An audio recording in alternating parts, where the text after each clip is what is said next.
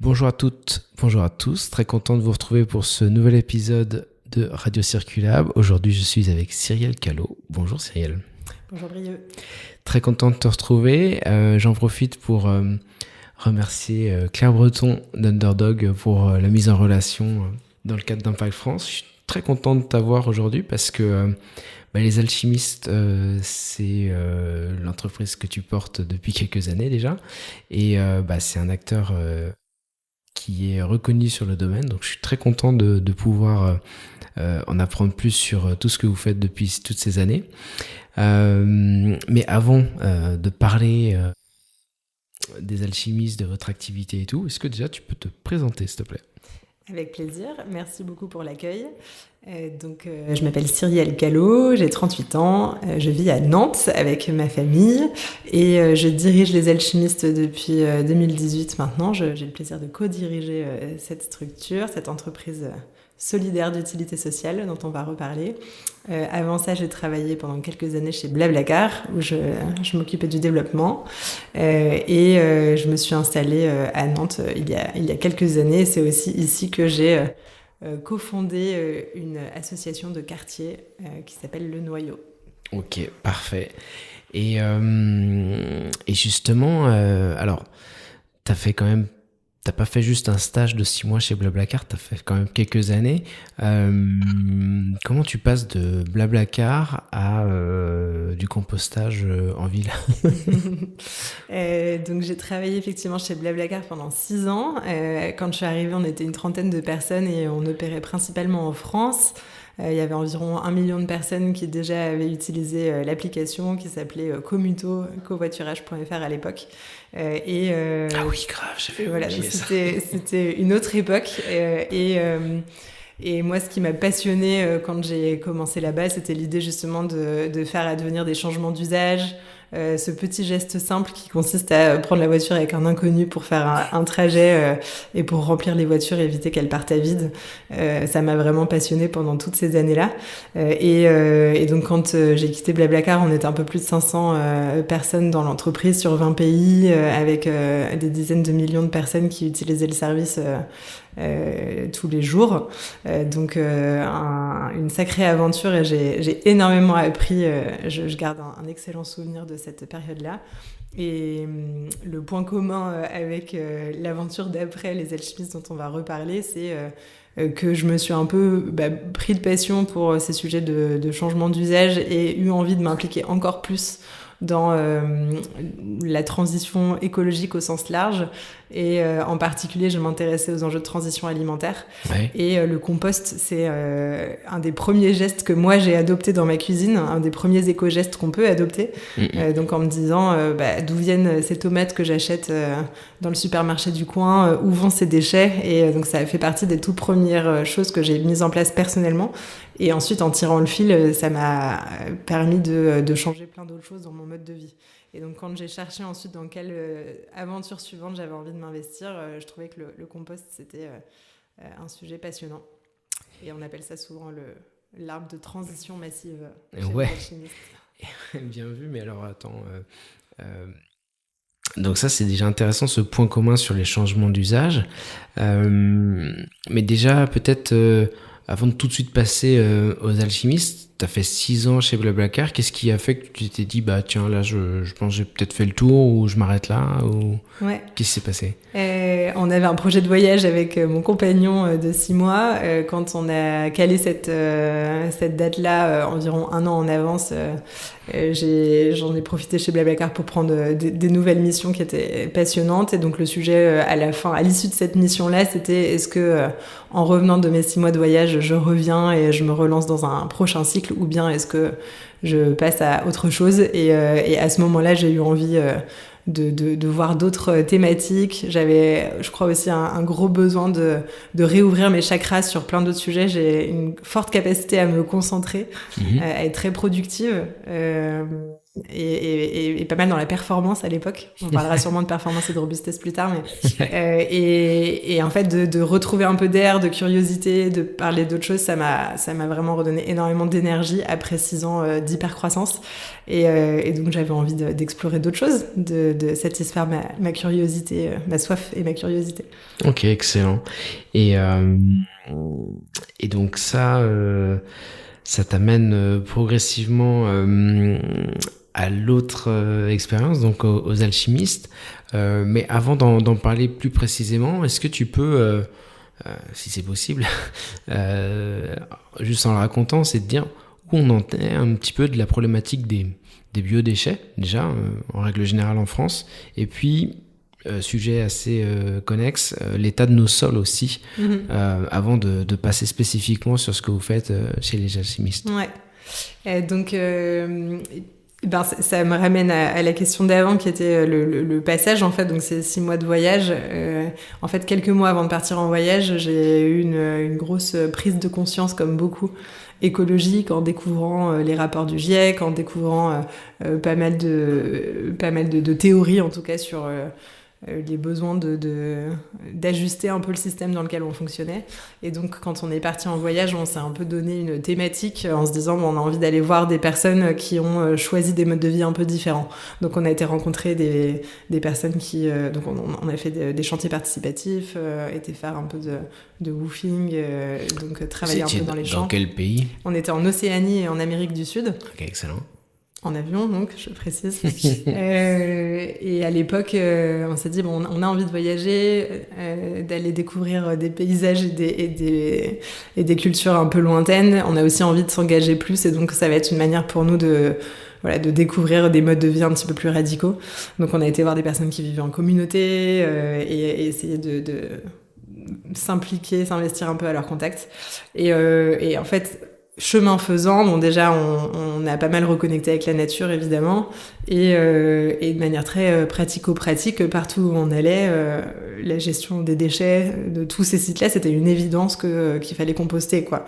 Et moi je savais déjà ce que c'était que le compostage parce que j'apportais déjà mes déchets dans le jardin partagé dans le 18e arrondissement à Paris, là où j'habitais à l'époque, que quand je vivais à Berlin quelques années plus tôt, c'était déjà en place en Allemagne. Et en voyage, vraiment, ça m'a choquée à ce moment-là de me dire mais comment ça se fait que c'est pratiqué partout où je vais là, y compris dans des pays qu'on peut qualifier de moins développés. Et en France, aujourd'hui, on est vraiment très en retard. Et c'est à ce moment-là que j'ai commencé à me renseigner sur le marché, à me dire qu'en est-il, quand est-ce que ça va advenir. Et donc j'ai découvert la loi AGEC. J'ai découvert que cette loi qui favorise l'économie circulaire, que tu connais par cœur j'imagine, était en train d'imposer progressivement le déploiement du tri à la source des biodéchets en France et en Europe. Et donc il y a eu plusieurs seuils d'obligations, 2012, 2016, puis 2024-2025, qui ont progressivement obligé tout le monde en France à trier ses biodéchets. Donc ça a commencé par les gros producteurs, l'industrie agroalimentaire, la grande et moyenne surface, et puis progressivement c'est arrivé vers le citoyen lambda et les collectivités qui ont depuis 2025 l'obligation de fournir une solution pour trier ces biodéchets. Donc aujourd'hui en France il y a 12 millions de tonnes de biodéchets qui sont produits chaque année.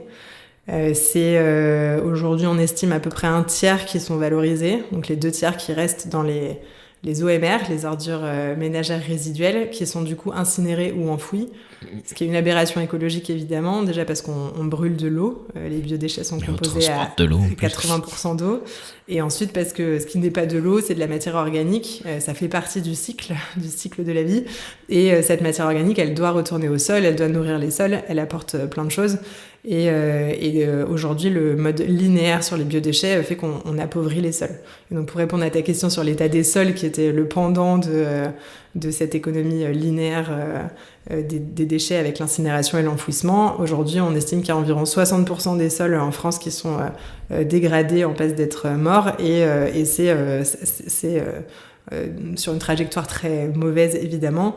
Or ça c'est catastrophique pour plein de raisons, parce que les sols c'est la base de la vie, c'est là que se trouve déjà c'est le 2e capteur de carbone après les océans, C'est là que se loge une bonne partie de la biodiversité.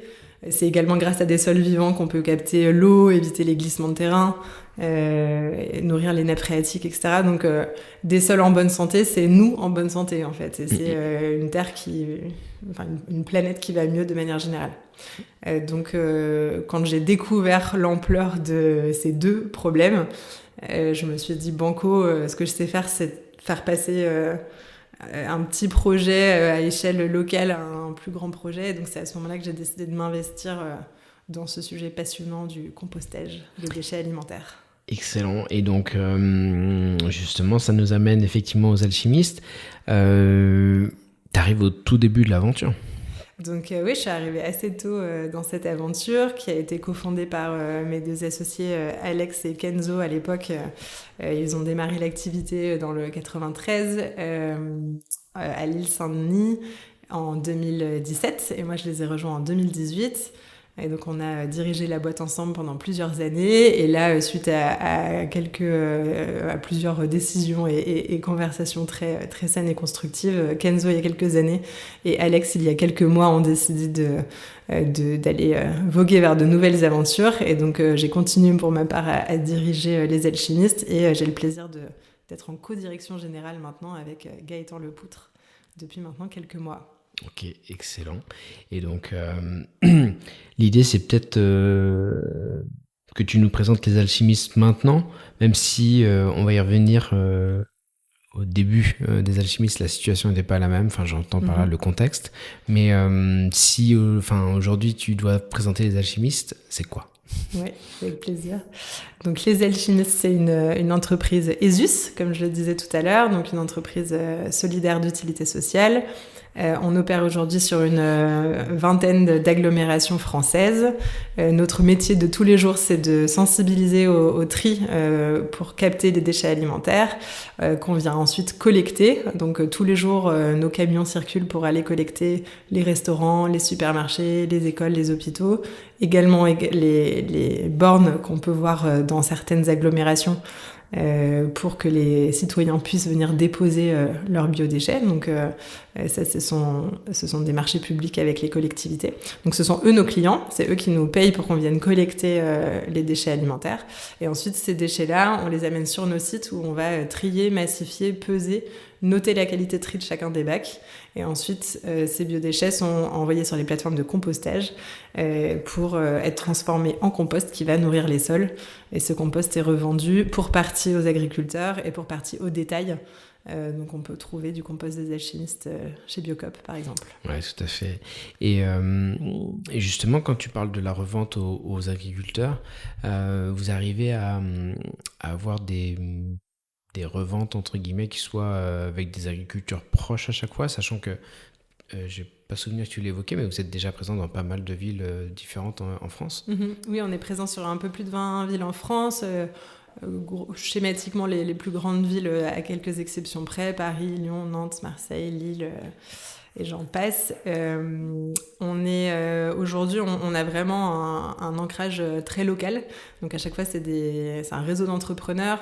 On fonctionne avec un tiers des villes qui sont intégrées et 2 tiers qui sont opérés par des licenciés. Donc on a un réseau d'entrepreneurs. Et chaque fois, c'est vraiment des structures très ancrées dans le territoire. Donc nous, notre objectif, c'est d'aller capter les flux au plus près. Donc on a nos plateformes de réception qui sont aux bordures de la ville. Et ensuite, on va travailler avec les partenaires composteurs, donc les sites de compostage. Soit nous-mêmes, on en fait une partie, soit on travaille avec les sites de compostage qui sont en ultra proximité. Et eux, ensuite, on travaille avec eux pour que la revente se fasse aux agriculteurs du coin. Et donc, c'est vraiment dans des logiques de boucle locale d'économie circulaire.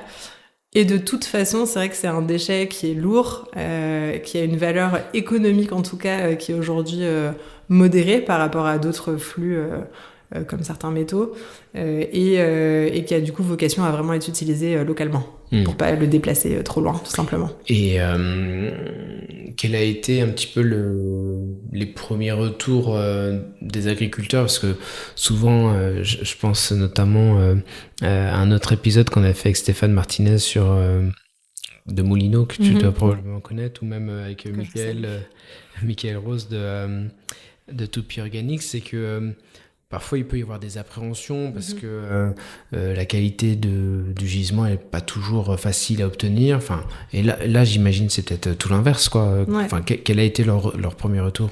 Oui, bien sûr, il y a des vrais enjeux sur ce retour au sol de qualité du compost. Donc déjà, la première chose à dire, c'est que du compost de matière organique, donc du compost de déchets alimentaires, pardon, est très riche en matière organique. Donc pour faire du bon compost, il faut un mélange de déchets alimentaires et de déchets verts. On peut faire du compost que avec du déchet vert.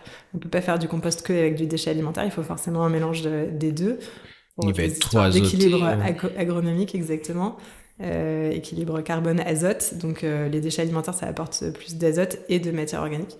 Et donc déjà, ça c'est une première chose, c'est savoir que c'est un compost très riche, donc c'est très adapté pour par exemple le maraîchage. Donc c'est tout simplement le flécher vers des agriculteurs qui ont ce besoin-là.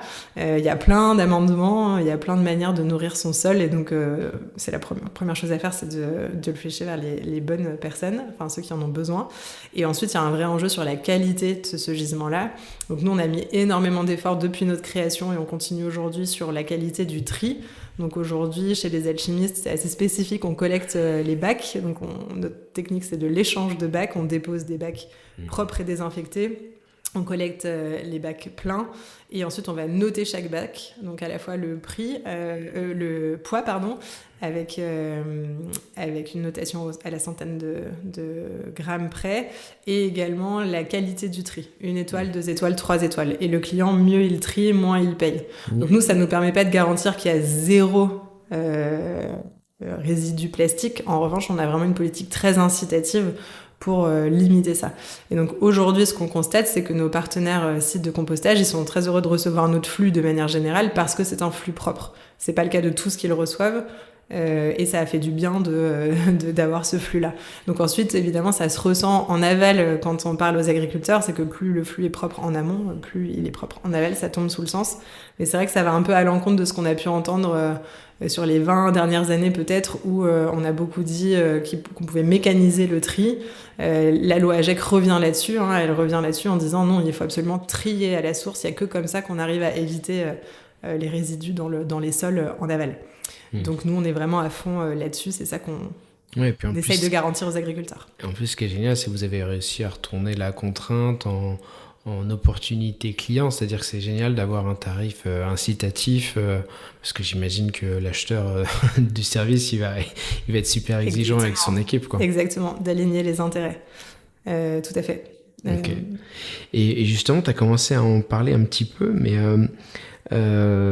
c'est quoi le compost haute qualité? Enfin, c'est ce que vous défendez sur vos différents supports de com, mais t'as commencé peut-être à évoquer quelques particularités, mais si tu dois le définir formellement. Si je dois le définir formellement, c'est un compost évidemment normé. Donc la norme, c'est NFU 44051. C'est ce qui fait qu'il respecte certains critères et donc notamment qu'il peut être utilisable en agriculture biologique. Et après ça va être du compost riche qui nourrit vraiment les sols. Ça va être du compost bien trié où il n'y a pas de résidus, notamment de résidus plastiques. Et ensuite, il est possible d'aller un petit peu plus loin. Donc il y a plein de volets réglementaires, notamment on parle beaucoup de socles communs qui ont des ambitions pour fixer des seuils encore plus exigeants sur la teneur en métaux par exemple dans les sols.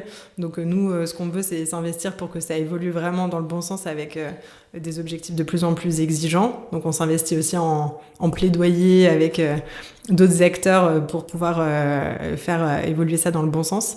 Et au quotidien, nous, on s'engage pour favoriser ça, comme je le disais juste avant, en encourageant à un tri très propre en amont pour que en aval, le compost soit utilisable. Et justement, est-ce que tu as eu des retours d'agriculteurs sur la santé de leur sol ou par exemple en combien de temps ça permet de régénérer des sols? Enfin, on peut toujours améliorer la santé d'un sol, mais je me dis il doit bien y avoir pas mal d'agriculteurs qui avaient un sol qui n'était pas super qualité et justement qui arrivent à être bien récupéré. Donc ça c'est un sujet passionnant. Et il y a plusieurs personnes de mon équipe qui pourraient t'en parler encore bien mieux que moi.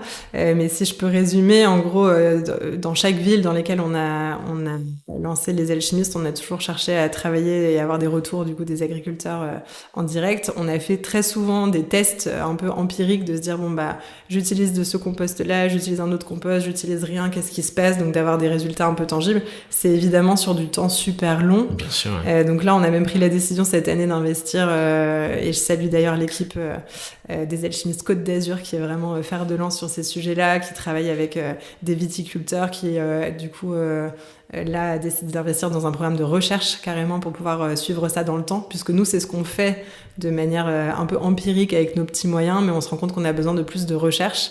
On a aussi fait intervenir à plusieurs, enfin là récemment Marc-André Sellos qui est un peu le grand compte des sols et qui bon d'une part est très encourageant, mais d'autre part disait à quel point on connaît pas grand chose en fait des sols aujourd'hui, donc il y a vraiment besoin de recherche et de documenter ça.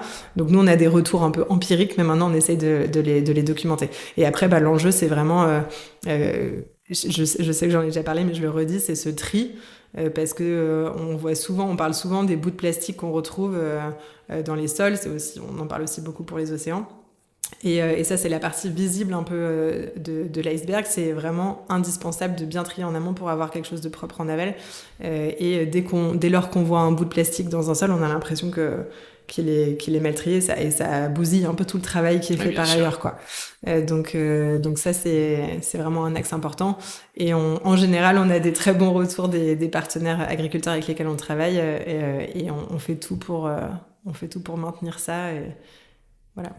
Ouais, et puis en plus, je pense qu'on a tendance à l'oublier, mais tout ce travail de compostage, de retour à la terre, c'est aussi beaucoup d'engrais de synthèse en moins, quoi. Enfin, et puis avec tous les impacts associés. Enfin, je pense qu'il faut pas hésiter à rappeler toute cette notion d'impact systémique, quoi, parce que là c'est d'autant plus avec quand la géopolitique s'en mêle. Exactement, tu fais bien d'en parler, parce que c'est vrai qu'à l'approche des municipales on se demandait un peu comment se positionner sur ces sujets-là. Évidemment les alchimistes c'est un projet engagé déjà par notre objet social et puis par les gens qui s'investissent, donc on pourrait vite être catalogué, avoir une casquette écolo, etc. En fait c'est aussi tout simplement un enjeu de souveraineté, parce qu'aujourd'hui on a des très grosses dépendances à des engrais de synthèse qui viennent de loin. On ne pourra pas tout remplacer évidemment avec du compost local, mais en revanche avoir un bon mix et réduire cette dépendance, c'est vraiment un enjeu de souveraineté. Et d'ailleurs les biodéchets servent à fabriquer du compost, ça sert aussi à fabriquer de l'énergie par le biais de la méthanisation, et là aussi il y a un enjeu de souveraineté, puisque on connaît nos dépendances géopolitiques à l'énergie, et c'est vrai que les enjeux de souveraineté sur les sols, sur le monde agricole est un petit peu moins connu que celui de l'énergie, du grand public en tout cas, mais il n'est pas moindre, et donc c'est aussi à tout ça qu'on contribue. Et c'est pour ça que tout à l'heure quand je parlais du prix du compost, je t'ai dit le prix économique. Voilà, ce que je laissais entendre, c'est qu'il y a aujourd'hui la valeur économique du compost, elle est relativement basse. Si on arrivait à mieux mettre en valeur tous ces services écosystémiques, et puis sa valeur agronomique, je pense que, c'est ce qui va se passer, c'est mon pari, dans les 10-15 prochaines années, on va se rendre compte de sa valeur, d'une valeur bien plus importante. Ouais. Alors, tu touches du doigt un sujet qui me passionne aussi, c'est effectivement, et je pense que les agriculteurs seront en première ligne, c'est effectivement qu'ils soient récompensés ou rémunérés pour les services écosystémiques. Ouais. Et effectivement, tu as raison, que ce soit pour régénérer la biodiversité, avoir des sols qui captent l'eau, etc., etc. Enfin, c'est clair que eux aussi devraient avoir beaucoup plus d'opportunités, quoi. Enfin, en tout cas, en fonction des choix qu'ils font, ils ont des impacts incroyables sur le territoire autour d'eux, quoi. Complètement, et ça c'est vrai qu'aujourd'hui on est au tout début de ces histoires-là, hein. Il y a des personnes qui s'investissent pour faire émerger ces idées de rémunérer les services écosystémiques. Aujourd'hui on en est assez loin. Nous on essaye de mettre en place des schémas. Donc là par exemple on travaille sur un projet terre d'impact, l'idée étant de faire contribuer les clients amont. Donc parfois on travaille avec des clients très prestigieux en amont, voilà, des grandes marques que je ne citerai pas là, et qui peuvent avoir un intérêt à aller plus loin dans leur démarche. Et donc, on leur propose de financer l'apport d'amendements propres, bien riches, qui rendent des services écosystémiques pour le compte des agriculteurs en aval. Donc, du coup, ça puisse être une manière pour eux de s'engager d'un point de vue RSE en faisant une espèce de redirection de la valeur vers les agriculteurs. Donc ça, c'est notre manière à nous d'encourager ces services écosystémiques, mais il y a beaucoup de choses à faire là-dessus. Ouais, tu m'étonnes. Excellent. Et justement, alors, je fais le lien aussi avec un autre épisode que j'ai évoqué, c'est Michael Rose qui nous parlait justement de comment tous les, comment dirais-je, hésite pas à boire, hein, t'inquiète. Comment tous les engrais de synthèse étaient fabriqués avec une grosse dépense énergétique, notamment en gaz. Je crois que c'était 1% du gaz mondial qui était utilisé pour fabriquer les engrais de synthèse. Enfin, c'est des trucs assez hallucinants. Et puis en plus, toutes les réserves de phosphore, je crois que c'est principalement au Maroc et en Russie. Donc bref, des sujets vraiment pas simples. Bref. Parenthèse fermée. Et tu l'as évoqué, les alchimistes, vous défendez et vous appliquez des process, une solution très locale, décentralisée. Et justement, peut-être qu'au niveau français et européen, on est peut-être qu'au début de l'histoire sur ce sujet-là. Comment tu vois le développement de ce compostage dans les années à venir, aussi bien en France ou même au niveau européen, si tu te sens à l'aise d'y répondre? Ouais, c'est vrai que moi j'ai un focus assez franco-français de par notre ancrage très local, donc je n'ai pas la prétention de connaître tout le marché européen. Ce que je sais, c'est que on est plutôt, si on devait se qualifier en France, plutôt en retard qu'en avance, comparé à nos pays voisins. Donc l'Allemagne, j'en parlais tout à l'heure, et même l'Italie, l'Espagne, voilà, il y a quand même plusieurs pays qui ont pris les devants et qui avancent plus rapidement qu'en France. Pour moi, on est en train de combler partiellement ce retard, mais un peu lentement. Donc la loi AGEC, elle existe déjà depuis un moment, et donc l'obligation légale existe depuis plus d'1 an. Pour autant, comme je le disais tout à l'heure, on estime que c'est environ 1/3 seulement des déchets alimentaires qui aujourd'hui sont triés. Ça veut dire qu'il en reste 2/3, et donc que tous ces gisements-là, c'est un peu hors la loi depuis tout ce temps-là. Et donc la question va être celle de l'application de la loi, et comment est-ce que par des mesures à la fois incitatives et punitive, on peut faire bouger les choses. Donc les choses évoluent dans le bon sens, dans le sens où la taxe sur les ordures ménagères résiduelles augmente, et donc mécaniquement, ça va faire basculer les flux vers les biodéchets, puis vers un flux séparé pour les biodéchets, pour ne citer qu'un des exemples.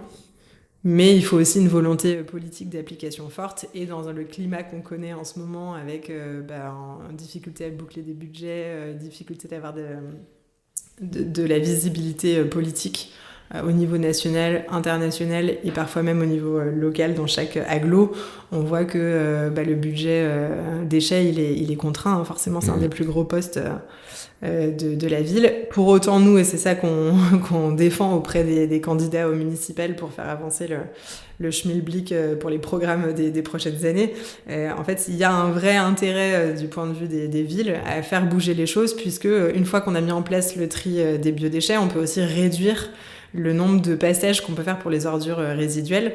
Et il y a aussi un effet global de réduction des déchets normalement, puisque ça fait apparaître le flux résiduel, donc ça permet plus facilement de le faire diminuer.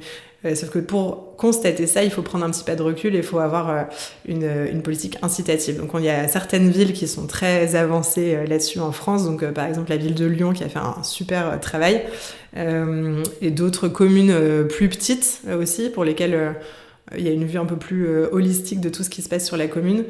Mais il y a encore beaucoup de chemin à faire dans la plupart des grandes villes de France. Donc ça, c'est pour répondre à ta question sur la France, et puis plutôt l'amont, c'est-à-dire la collecte des déchets.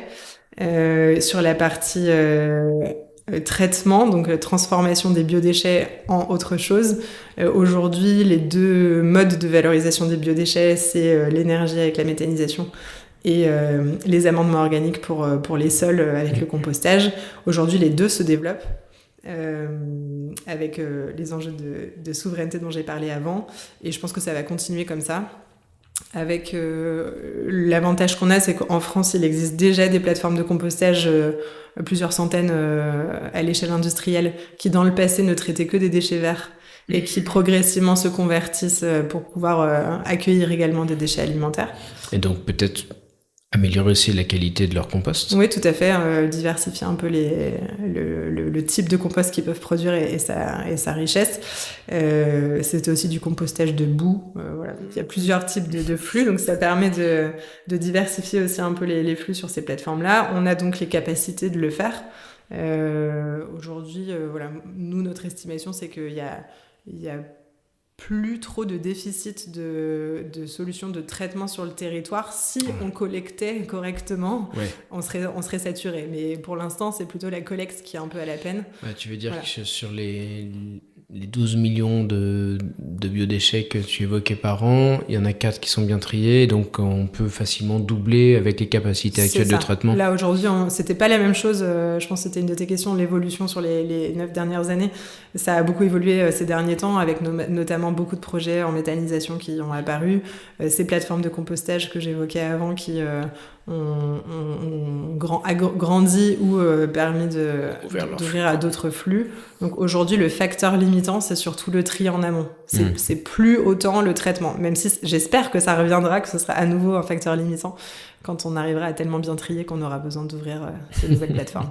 Et ce que je dis là, c'est un peu un cadre général en France, et il y a des exceptions à cette règle-là. Je pense notamment au sud-est, dont je parlais tout à l'heure, où là, il y a des déficits de solutions de traitement. Et donc, on travaille... Peut-être à cause du prix du foncier ou... Exactement. À cause du prix du foncier, tout à fait. C'est le facteur principal, ouais. Et justement, oui, tu me fais penser que j'avais oublié une de mes questions. Entre 2017 et donc le 13 janvier 2026, puisque nous sommes le 13 janvier 2026, il y a beaucoup de choses qui ont changé sur ce sujet des biodéchets. C'est quoi les différences majeures ou peut-être les éléments qui vous ont le plus facilité la vie entre-temps? Parce que, encore une fois, je pense que ceux qui nous écoutent peuvent pas forcément se rendre compte qu'à l'époque, parler de biodéchets, de collecte chez les particuliers, c'était quand même pas une mince affaire. Oui, ça a beaucoup changé. Ce qui a, d'un point de vue réglementaire, je l'ai évoqué avant, c'est la loi AGEC qui s'est mise en place. Donc ça a clairement soufflé dans notre dos, puisque c'était un contexte réglementaire favorable. Donc obligation pour tout le monde en France de trier ces déchets à la source. Et c'est ce que dit le texte de loi. Et puis par ailleurs, ce qui a beaucoup évolué, c'est évidemment les mentalités. Nous, on dit souvent chez les alchimistes qu'on veut faire mouvement. On a volontairement, on a un positionnement, une marque, un ton qui est très incitatif, inspirationnel, dans le positif. On n'est pas dans la punition, on est vraiment dans l'inspiration, montrer qu'un autre est possible, qu'autre chose est possible. Et on a vraiment vu qu'il y avait un écho pour ça. Chez nos clients, par exemple, on tombe toujours sur des champions internes qui ont envie de faire bouger les choses dans leur grande entreprise et qui, du coup, se saisissent de ce sujet-là, se disent « Ok, ça va m'apporter, je peux le faire, je vais le porter auprès de ma direction, je vais faire changer les choses. » Donc, c'est les individus, en fait. Oui, bien sûr. Et donc ça a vraiment beaucoup évolué. Et j'ai vu un énorme changement entre l'époque de ma prise de conscience fin 2018 là, chez Blablacar, fin 2017, début 2018 chez Blablacar, et les 7 années qui sont écoulées après ça. Il y a eu un énorme changement de mentalité. Et comme je le disais tout à l'heure, le compost, c'est un des premiers éco-gestes qu'on peut adopter. Donc finalement, c'était assez pratique de pouvoir accoster les gens avec ce sujet-là, quoi. Ça prend. Et d'ailleurs, à la fin de toute conférence, interview ou quoi, on se retrouvait toujours à discuter avec la personne qui disait « Mais sinon, moi, pour mon compost dans mon jardin, tu me conseilles quel truc ?» Donc il y a toujours « Ah, et moi, ma grand-mère, elle faisait ça. » Donc ça crée toujours ce petit lien. Et le pamplemousse, alors, j'en fais quoi? Est-ce que j'ai le droit de mettre les pelures d'orange, etc. Donc on se retrouve toujours à distiller nos petits conseils d'agronome que je ne suis pas. Mais voilà, il y a ce petit lien un peu magique que le compost crée, qui a fait que ça a soufflé dans notre dos. Et c'est ce changement pour moi positif de mentalité qui a permis de vraiment faire bouger les lignes, parce que la punition, l'obligation, ça suffit pas. Maintenant, voilà, les deux vont de pair et il faut que ça continue à évoluer dans le bon sens. Et là, la dernière tendance qu'on observe, qui est pour le coup un petit peu moins favorable, c'est évidemment l'espèce de backlash écologique médiatique qu'on voit, qui, de mon point de vue, est pas vraiment un juste reflet de la réalité. Ouais. Je pense qu'il y a un effet loupe, voilà, avec beaucoup de bruit, mais qui reflète pas forcément les pensées globales, généralisées. Ça, c'est la première chose. Et en revanche, on est post-réglementation. Donc autant avant la réglementation, on pouvait aller voir nos prospects en disant la réglementation arrive, allez-y, conformez-vous. Maintenant que c'est passé, ils se disent je suis pas conforme à la loi. Qu'est-ce que je risque ? Je risque pas grand-chose parce qu'il y a pas trop de punitions, donc je le fais pas. En tout cas, dans un contexte où c'est dur pour les restaurateurs, évidemment, rajouter une ligne de coût en plus, c'est pas évident, quoi. Donc ça, c'est vrai que c'est un contexte un petit peu moins favorable. Ouais. C'est pour ça qu'il faut continuer à inspirer. Ouais, et puis en plus, tu l'évoquais aussi tout à l'heure, c'est le fait qu'on soit en pleine année de campagne municipale. J'imagine qu'il y a pas mal de décisions qui doivent être suspendues aux nouvelles mairies qui arrivent, etc. Donc j'imagine que c'est pas forcément les années que tu affectionnes le plus. Ouais, c'est sûr. C'est sûr, je l'ai pas dit avant, mais là, dans les 12 millions de tonnes qu'on estime de biodéchets produits chaque année, il y en a environ 60% qui sont chez les ménages et 40% chez les professionnels. Nous, on est principalement concentrés chez les professionnels, donc restaurants, supermarchés, écoles, hôpitaux, mais on touche aussi les ménages. Et c'est vrai que dans les contextes politiques, enfin dans les contextes électoraux, ça bouge très peu. Donc avec nos confrères du secteur, on sait que c'est pas des années là où il va y avoir beaucoup d'appels d'offres. Ouais, putain, voilà. Quelle galère. Ok. Et justement, si on devait refaire un parallèle avec ton expérience chez Blablacar, désolé d'y revenir, mais je trouve ça assez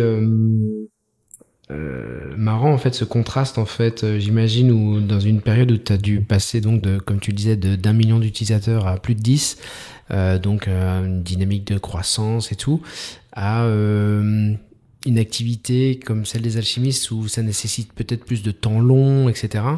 Comment, je suppose que ça nécessite un changement d'état d'esprit. Qu'est-ce que ça a provoqué comme changement ? Comment tu t'y es fait ? Enfin, bref. Comment peut-être que d'autres aussi auraient besoin de tes lumières sur ce sujet ? Ouais, déjà, c'est dire que c'est un processus qui est toujours en cours. Donc, je pense que j'arrêterai jamais d'apprendre, y compris sur ce sujet-là.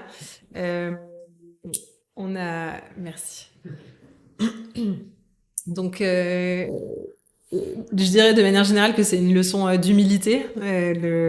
Ce passage-là, j'étais déjà de manière très pragmatique, j'étais hyper heureuse de passer d'un environnement que j'adorais, mais un environnement avec un bureau parisien, avec des personnes en général diplômées, plutôt chanceuses, dans un super immeuble avec un baby-foot et tout ce qu'il faut, etc. Vraiment des conditions extrêmement confortables. Moi, je voyageais beaucoup. J'avais une vie assez luxueuse. Et de passer à quelque chose de très concret, très tangible, nos sites qui étaient plutôt en périphérie des villes, avec évidemment des personnes qui viennent dans ce projet-là pour des raisons très différentes. Donc j'ai un peu moins parlé des objectifs d'impact social qu'on a, parce que c'était un peu moins le sujet là, mais aujourd'hui on a plus de 50% de nos opérateurs qui sont des personnes qui étaient issues de parcours de retour à l'emploi. Et donc c'est aussi dans des quartiers prioritaires, des quartiers défavorisés, etc. Et donc en fait de faire un pas vers ce que je pourrais appeler un peu plus le vrai monde, on va dire, sortir un peu de cette bulle, c'était une richesse incroyable pour commencer, et c'était une vraie leçon d'humilité. Voilà, et ensuite, donc ça a été un premier pas. Et ensuite, évidemment, c'est clair que quand on passe de la tech où pour prendre des décisions, on va plutôt faire des A/B tests avec des campagnes marketing qu'on peut lancer un jour, couper le lendemain, des trucs où effectivement tout va extrêmement vite. Oui, c'est presque un peu plus mécanique, quoi. Ouais, là, il faut trouver un foncier, il faut avoir l'accord, il faut signer un bail, il faut commander des machines, il y a des chaînes de prod, enfin ça tout prend des mois, quoi. Et donc au début, mes premiers réflexes, c'était est-ce qu'on peut aller 10 fois plus vite ? Si on avait 10 fois plus de moyens, qu'est-ce qu'on ferait ? Enfin voilà, vraiment un réflexe hyper-croissance comme je l'avais pratiqué avant. Et je pense que ça a apporté pas mal quand même, ce regard-là. Ça a permis d'ouvrir un peu les chakras, d'avoir une ambition forte et tout. Mais dans la mesure du raisonnable. Et j'ai aussi appris à admirer, apprécier aussi une croissance plus organique, plus robuste aussi, on va peut-être en reparler après. Mais j'ai observé dans le secteur de l'économie circulaire, il y a des très belles, très, très beaux modèles de réussite, de boîtes familiales qui n'ont pas fait de gigantesques levées de fonds, qui n'ont jamais perdu d'argent, qui ont fait leur petit bonhomme de chemin et qui, au bout de 10, 20, 30 ans, se retrouvent avec un empire. Donc d'un point de vue entrepreneurial, en tout cas, ça m'a montré qu'il y avait d'autres manières de monter des entreprises, de faire les choses un peu différemment. Et que pour l'industrie, parce qu'on est quand même dans l'industrie, nous, c'est vrai que c'est un rythme un peu différent. Donc j'ai appris plein de choses et ça faisait partie, enfin j'apprends toujours plein de choses et ça fait partie de la richesse du projet aussi. Et en tout cas, c'est pas parce que c'est pas plus lent pour autant, enfin en tout cas Bon, déjà, ce serait pas grave si c'était plus lent, mais en tout cas, ça ne l'est pas parce que c'est quand même très intense et très complexe. On fait quelque chose d'hyper simple, on collecte des poubelles, enfin, notre métier de tous les jours, il paraît hyper simple, mais en fait, administrer ça, gérer ça, etc., c'est d'une formidable complexité. Ouais, c'est clair. Et on dit souvent qu'on est un métier de centimier, et donc pour réussir à gagner notre vie, à atteindre l'équilibre, le tenir dans le temps, etc., c'est vraiment des optimisations de tous les jours. Et ça a son lot de complexité, de sophistication et du coup d'intérêt aussi d'un point de vue de l'entrepreneuriat. Et alors c'est marrant parce qu'effectivement tu as anticipé ma question suivante. Dans nos discussions jusqu'à présent, tu as plusieurs fois évoqué la notion de robustesse. Tu évoquais aussi que ton associé lyonnais, vous parlez souvent d'Olivier Hamon. Et justement, comment, on va faire en deux parties, comment tu vois la robustesse à l'échelle des alchimistes, et puis surtout, comment vous l'améliorez, vous, cette robustesse? Oui, alors, je vais parler effectivement, Vincent Dujardin, mon associé lyonnais, un de mes associés lyonnais qui effectivement s'intéresse à beaucoup de sujets, et notamment à celui-ci, et qui nous a tous sensibilisés à ces enjeux de robustesse, à ne pas confondre, enfin, à mettre au regard de la logique de la performance et de la productivité tout le temps. Donc ça a été une super découverte et je me suis surprise à y repenser très souvent une fois que j'avais visionné cette première interview. Et donc un des trucs que j'ai retenu, c'est le fait de pas faire la chasse à tous les gaspillages, improductivité, endroits qui peuvent sembler être des doublons. Déjà parce que la nature en fait elle fait plein de ces trucs là et puis c'est ce qui fait qu'elle dure dans le temps, et donc au sein de l'entreprise se dire ok, là il y a des endroits où ça peut paraître un peu inefficace, on a des structures comme ça très décentralisées, peut-être que si on prenait une vue très Excel rationnelle du truc, on se dirait on coupe là parce que c'est plus simple, on peut rationaliser, et en fait on se rend aussi compte que dans les moments de tumulte, avoir un peu des doublons, des gens qui se ressemblent, qui font un peu la même chose mais pas tout à fait, qui rentrent pas tout à fait dans les cases, ça fait que quand il y a un départ, un changement, on s'adapte. Et donc là, la belle démonstration de ça a été quand Alex, que je salue, a décidé de partir pour s'investir dans de nouveaux projets dans la Drôme, ce qui lui va à merveille. C'est quelqu'un qui est très charismatique, qui a beaucoup porté le projet des alchimistes jusqu'à présent, et donc on aurait pu s'attendre à ce que ce soit très déstabilisateur pour la boîte, en interne comme en externe. Et en fait, on s'est réorganisé de manière très organique, finalement, en quelques mois. Donc après, l'avenir nous le dira, mais là, on a pu constater qu'on était très résilient. Donc après ça, je trouve que c'est hyper difficile de le faire vivre quand tout le système fonctionne différemment, et notamment quand les équilibres économiques nous imposent quand même d'atteindre certains niveaux parce que c'est comme ça qu'on survit. Et donc c'est toujours un juste équilibre à trouver entre l'idéal qu'on se donne de robustesse, de s'adapter, d'accompagner les gens, etc., et en même temps de rationalisation qui paraît un peu inévitable parfois. Donc là, par exemple, cette année, on a dû supprimer certains postes, on en a recréé d'autres. dans ces phases-là, on est dans des logiques de rationalisation. Mais rassure-toi, c'est un équilibre aussi à trouver entre performance et robustesse. On ne peut pas faire tout l'un ou tout l'autre. Exactement. Surtout quand le système est très différent. Si le système était parfaitement dans une logique de robustesse, peut-être qu'on pourrait faire que ça, mais là, c'est pas le cas, quoi. Ouais, surtout qu'en plus, vous avez une configuration hyper décentralisée, donc chaque entité, doit s'adapter à son contexte, au savoir-faire, aux particularités de chaque territoire. Donc, c'est costaud comme sujet, quoi. Ouais, complètement. C'est costaud et en même temps, c'est une richesse incroyable parce que j'en parlais tout à l'heure. Chaque entrepreneur, entrepreneuse de son territoire, elle incarne les alchimistes vraiment à sa manière. On a une marque commune, on a des pratiques communes, une charte, etc. Donc, on retrouvera en commun la qualité de service, l'envie du retour au sol propre, etc. Il y a plein de points communs, mais dans la manière de l'incarner, de le faire vivre, il y a une richesse incroyable. Et ça, c'est ce qui fait aussi que c'est si motivant. Et si on cherchait à rendre tout ça très performant, on essaierait probablement d'homogénéiser les choses, de les lisser, de toujours se partager les bonnes pratiques et d'enlever les mauvaises. Et en fait, de laisser un peu ces aspérités, c'est ce qui fait que parfois, il y a des petits trucs magiques qui apparaissent. Et puis que quand il y a des moments de déstabilisation, on arrive à se réadapter, quoi. Ouais, et puis, il y a l'exemple de l'initiative que tu évoquais sur les recherches sur la partie Côte d'Azur. Ouais, la Côte d'Azur, ouais, exactement. Ouais. Ça fait partie effectivement de ce genre de choses qui font pop, quoi. Ouais, c'est ça. Et typiquement, on a fait le choix stratégique globalement de se dire, en fait, nous, ce qu'on sait faire, on est des urbains, ce qu'on sait faire, c'est aller parler aux gens qui produisent des déchets alimentaires en ville pour qu'ils le trient bien et donc pour rassembler ces déchets, ensuite travailler avec des partenaires qui font déjà du compostage pour leur apporter ces flux et les aider à faire du flux de plus en plus propre. Donc on a choisi ce positionnement stratégique-là, mais en fait dans certaines régions, il y avait besoin de continuer d'aller plus loin sur le traitement. Et si on avait cherché à homogénéiser tout ça, on aurait coupé court à des initiatives qui en fait ont vachement de sens localement. Donc laisser cette liberté d'action et à chacun son bon sens paysan local, là, ça a apporté énormément de valeur et de richesse au projet. Ouais.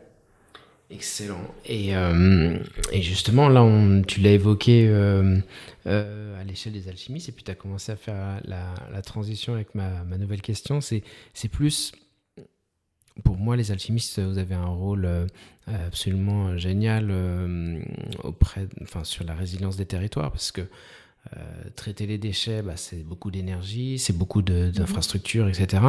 Mais la forme que vous portez est finalement beaucoup plus légère et en plus vous permettez une réutilisation des flux de façon locale, quoi. Donc vous jouez un super rôle là-dessus. Et justement, comment tu vois vos contributions sur ce sujet de résilience des territoires de la part des alchimistes dans les années à venir? Oui, déjà de manière très pratico-pratique, on crée de l'emploi, on crée des revenus. Donc on est 280 aujourd'hui alchimistes en France. Ça génère un peu plus de 20 millions d'euros de chiffre d'affaires. C'est 50 000 tonnes de déchets alimentaires qui échappent à l'enfouissement et à l'incinération tous les ans. Donc 10 000 tonnes de compost qui sont produites chaque année, des millions de personnes qui sont sensibilisées. Et ça, effectivement, là, je donne les chiffres nationaux, mais en fait, ça se découpe sur la vingtaine, un peu plus de 25 villes dont je parlais tout à l'heure. Et donc, à l'échelle de chaque territoire, ça va être 20 emplois, ça va être contribuer au tissu local. Bon, tu vois, toi et moi, par exemple, on se connaît parce qu'on habite tous les deux à Nantes, dans cet écosystème de l'économie circulaire nantais. Et en fait, ce côté écosystème local, aujourd'hui, il existe chez les alchimistes dans toutes les villes. Et donc, moi, parce que j'ai une casquette nationale, de présidente nationale, je porte la voix de ces chiffres globaux, mais en réalité, ils sont surtout multilocaux. Donc ça, c'est déjà en préambule. Et après... comment je vois qu'on peut faire bouger les choses à l'avenir, comment on peut y contribuer.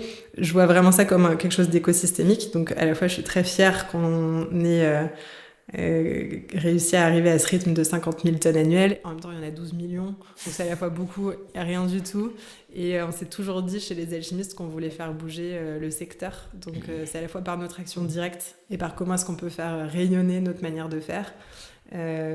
pour que ça inspire les citoyens, que ça inspire nos partenaires et que ça inspire aussi nos sous-traitants, par exemple, en compostage. Tout ça, on le fait de manière assez informelle et on le fait au moment de certains événements aussi. Dans chaque ville, on essaye d'organiser au moins une fois par an un événement. Donc, un des derniers en date, c'était Marc-André Sellos à la ferme à Lyon, où on l'a fait venir pour une conférence. On a fait intervenir du coup une dizaine de personnes, dont la vice-présidente de la ville de Lyon, de la métropole de Lyon, pardon, quelqu'un de l'ADEME, un restaurateur du coin. Et en fait, tout cet écosystème là local se parlerait quasiment jamais sans ça, et en fait ils se retrouvent là les pieds dans la dernière ferme dans la terre de la dernière ferme de Lyon, parce que on les réunit quoi. Et donc on était 250 je crois, avec le coucher du soleil sur le verger, et voilà, il y aurait aucune autre raison de se retrouver si ce n'est autour du projet du compostage et des alchimistes. Et ça pour nous c'est vraiment hyper satisfaisant, et c'est ça qu'on veut apporter au territoire. Ouais, et ça c'est pas quantifiable en plus. Ça c'est très peu quantifiable. D'ailleurs on galère à trouver la métrique pour quantifier ça. Nous on a dans nos axes stratégiques, on appelle ça les connexions joyeuses, et on a plusieurs niveaux de gradation pour ça. La gradation numéro 1, c'est t'as entendu parler des alchimistes, tu nous suis sur LinkedIn, t'as vu ce qu'on fait. La gradation numéro 2, ça va être tu compostes depuis que t'en as entendu parler, t'as peut-être fait bouger les choses dans ton entreprise. Gradation numéro 3, c'est t'envisages une reconversion, tu fais de la polyactivité choisie, tu fais un jour en maraîchage par semaine, ce genre de choses. Donc on essaye d'accompagner ce lien avec le monde agricole, connexion joyeuse entre la ville et la campagne et le monde agricole.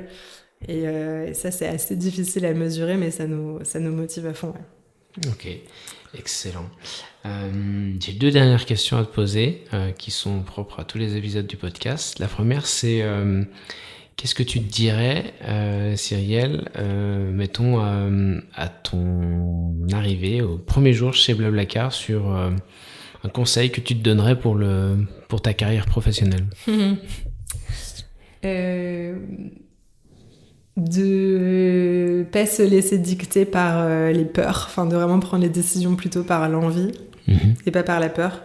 Et notamment, ce que j'ai observé à plusieurs reprises aussi dans des projets perso, c'est que quand on ose avancer vers un truc qui semble être bon pour nous, qu'on a la bonne intuition, en fait, moi j'ai eu cette sensation plusieurs fois, d'avoir l'impression d'ouvrir le rideau d'un truc et puis de me rendre compte que derrière il y avait plein d'autres personnes en fait, pas qui m'attendaient, mais en tout cas que moi j'avais complètement ma place dans un autre truc, et donc d'oser suivre son instinct. En fait, ça je pense que c'est mon apprentissage principal, c'est pas forcément lié au passage du monde de start-up tech à l'industrie, mais plutôt le parcours entrepreneurial, c'est vraiment de se dire être plus intuitive et un petit peu moins rationnelle, parce que je trouve que l'intuition nous emmène vraiment là où on est au bon endroit pour nous, et que quand on est au bon endroit pour nous, on crée un sillon, quoi, on crée un truc, et puis ça ramène d'autres gens, ça crée des choses hyper positives. Excellent, c'est précisément ce que j'ai mis dans ma lettre sur Adaptable, sur effectivement dans les principes clés pour s'en sortir dans un monde aussi complexe et incertain. Effectivement, suivre son intuition, parce que je pense que les machines peuvent pas le faire, et surtout si ton intuition le dit, il y a probablement des signaux qui font que faut le suivre, quoi. Ouais, c'est ça.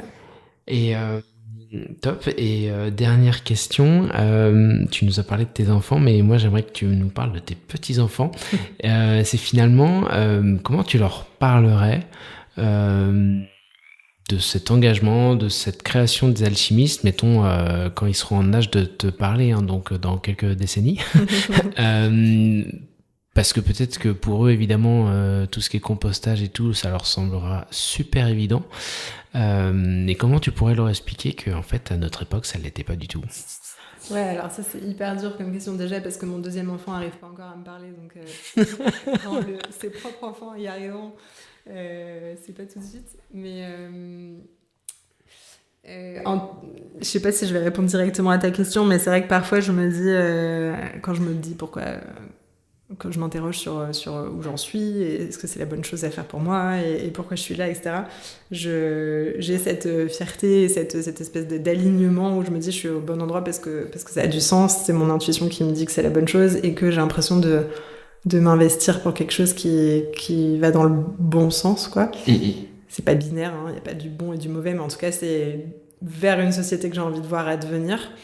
Et donc ça, j'ai l'impression que c'est une fierté qui me restera et que je serai capable d'en parler à mes enfants, à mes petits-enfants, en disant, à l'époque, c'était ma forme d'engagement. J'étais assez touchée ces derniers temps par une petite conférence à laquelle j'ai assisté où quelqu'un parlait de comment s'engager, comment militer, etc. Et elle proposait un framework où elle disait on peut s'engager avec, sans ou contre. Et on n'est pas obligé d'être toujours dans le contre, par exemple. Et je me suis rendu compte que moi, ma manière de m'engager, c'était plutôt le avec. C'est comment est-ce que j'embarque, comment est-ce que je fais avec l'existant, les gens. Voilà, c'est plus ça que le sans et que le contre, ma manière de m'engager. Et donc les alchimistes, le compostage, c'est ça, quoi. C'est comment je fais avec la nature, comment je fais avec les gens motivés. Et du coup, d'être plutôt dans une logique positive que dans une logique plutôt de combat et tout, qui me correspond un peu moins, que je suis extrêmement reconnaissante que d'autres aient cette force. Mais c'est pas ma manière à moi de le faire, j'y arrive pas. Donc peut-être que j'en parlerai comme ça, quoi, en disant à mes petits-enfants, engage-toi là où ton intuition te dit que c'est la bonne chose à faire, et puis tu peux le faire soit avec, soit sans, soit contre, à ta manière, quoi. Ok, excellent. Super. Écoute, Cyrielle, un grand merci. Est-ce que tu as des choses qu'on n'a pas évoquées, que tu aurais voulu absolument évoquer? Écoute, non, je pense qu'on a parlé de pas mal de choses, donc merci beaucoup pour ton accueil. De rien, ça me fait plaisir. Écoute. Et puis, surtout, bonne chance à toi et aux alchimistes pour la suite. Et puis, à bientôt. Ouais, merci.